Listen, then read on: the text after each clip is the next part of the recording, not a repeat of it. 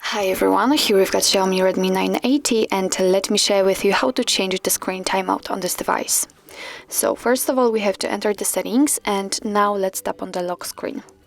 As you can see at the very top of the list we've got sleep, so let's enter, and here we've got some sleep options from which we can choose. We can set either 15 or 30 seconds or 1, 2, 5 or 10 minutes. What's more, we can set never, so the device will never black out. Right now we've got 2 minutes applied, you can say it because this option is marked. So in order to change it, just tap on the option like to use. So I will pick for example 10 minutes, let me tap on it, and as you can see it is notified right here that from now on after 10 minutes of an activity this device will black out. So actually that's all. This is how to change the screen timeout in your Xiaomi Redmi 9AT. Thank you so much for watching. I hope that this video was helpful, and if it was, please hit the subscribe button and leave the thumbs up.